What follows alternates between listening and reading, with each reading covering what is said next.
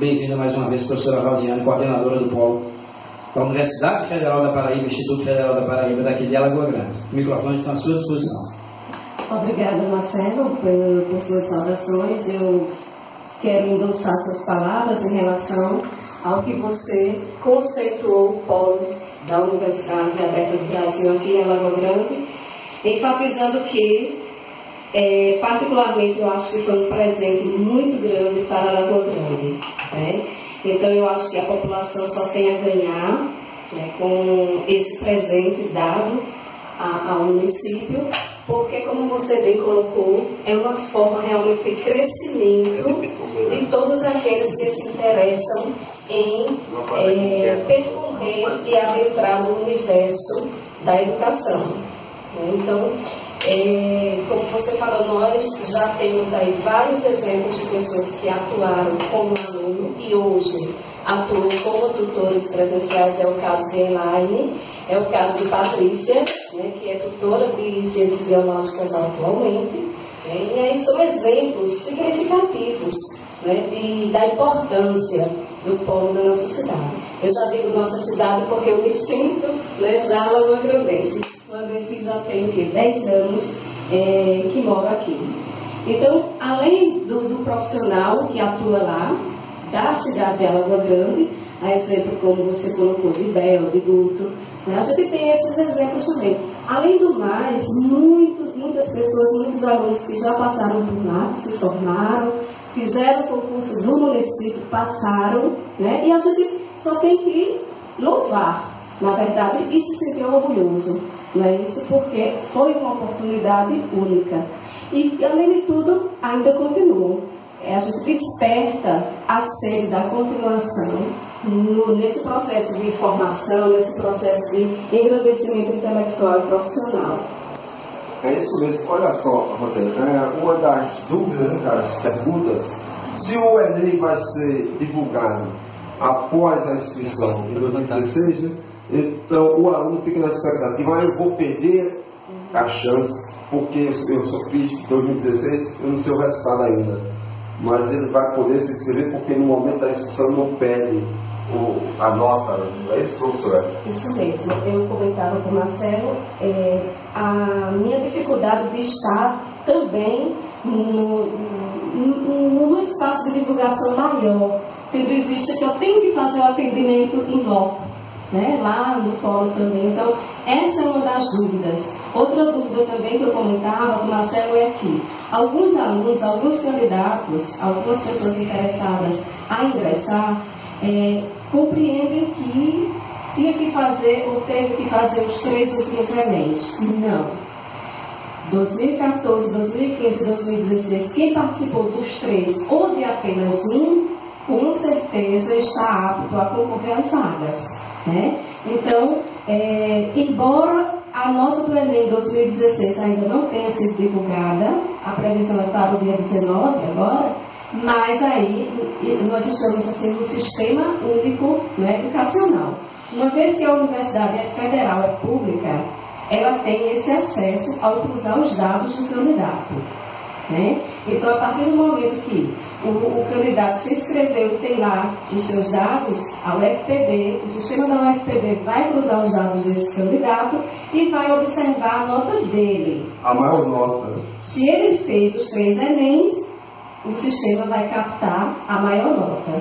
Se ele fez apenas o Enem de 2014, ele vai concorrer com aquela nota. A UFPB ficou um pouco ansiosa. Por que divulgar isso, né? Se tentar antes do dia 19, não dá um prazo maior.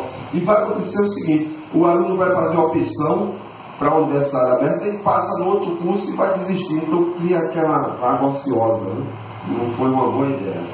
Mas a gente esclarece também que a própria universidade ela vai fazer a divulgação de 3 listas de convocação, né? Então, o aluno que desistir, mas pode até acontecer da turma toda desistir, não é verdade, Marcelo? Pode acontecer. Já aconteceu em Cuité também. Turma de farmácia mudou totalmente. teve 9 chamadas. Olha aí, nós iremos fazer 3 chamadas, né? Então, é mais uma oportunidade. Se o candidato não foi chamado na primeira, aguarda um pouquinho, espera a segunda, porque é justamente isso, né? Tem pessoas que iniciam, mas não se identificam muito, tal, com a modalidade. E a dispensa, né? Isso é importante divulgar para quem está na escola pública, né? Isso. A taxa de inscrição de R$30 para quem está regularmente matriculado, né? Dispensado, como a gente tem dito na vida, né? Várias vezes, para quem está regularmente matriculado, seja concluinte, né? É bom que se enfatize bem isso, porque eu tenho atendido também várias pessoas questionando. Eu concluí o ensino médio na escola pública em 2014. Tenho direito à isenção da taxa? Não, infelizmente. Apenas os concluintes 2016 oriundos da escola pública é que tem direito a essa taxa. Nós estamos lá nos horários manhã e tarde para atender todos os candidatos que desejam fazer a solicitação dessa isenção. Uma pergunta boa também, Marcelo. Por que somente 25 vagas para ciências agrárias, 25 para ciência biológica? Está aqui, você pode até filmar o quadro aqui de vagas, para fazer aqui o curso de gestão do bloco de ciências da educação, né? E letras também, Libras, português, né? Com 25 vagas. E por que não abrir mais vagas? Isso, nós fizemos a solicitação diretamente à CAPES para autorização de todos esses cursos aí. Porém, a CAPES, no momento, para 2017-1, autorizou apenas esses cursos. Nossa esperança e previsão é que os demais, que não foram contemplados, possam sair em 2017-2. Agora, isso não é uma certeza, que deixemos bem claro, né? No momento, a CAPES autorizou apenas esses cursos. São 9 cursos. Abriu somente 5, né? Da UFPB, sem falar também do IFPB, né? Que não tem ainda. O IF ainda não se pronunciou. A coordenação, que é o bacharelado que a gente oferta, né, pela parceria com o IFPB, ainda não se pronunciou em relação à divulgação de edital para a abertura de nova turma, mas certamente a coordenação irá se pronunciar. Eu questionei muito dos prefeitos anteriores e questiono agora também essa taxa de inscrição. Teve aluno concluinte aqui, Marcelo, ele já tentou. Aliás, foi Marilene Forró Regaça. Na época, não tinha medo da inscrição. Não vou fazer pelo tempo. Paguei. Então, paguei de outros amigos também. Mas a prefeitura poderia fazer um incentivo, né? Um incentivo, chegar em cada inscrição, você não vai se inscrever, a gente vai dar aqui 10 inscrições. Se inscreva, a gente vai selecionar os mais necessitados, né? Então, é uma maneira de incentivar. Porque R$30 para quem não tem R$1 no bolso é muito dinheiro, né? E tem a dificuldade também do aluno que não sabe como funciona a universidade aberta, né? Onde o foco é o estudante e não a turma. Seria bom também falar sobre isso, né, professora Rosela? Perfeito, professor Rafael. Vou só complementar a sua pergunta, porque existe realmente essa dúvida e muita gente questiona a universidade aberta.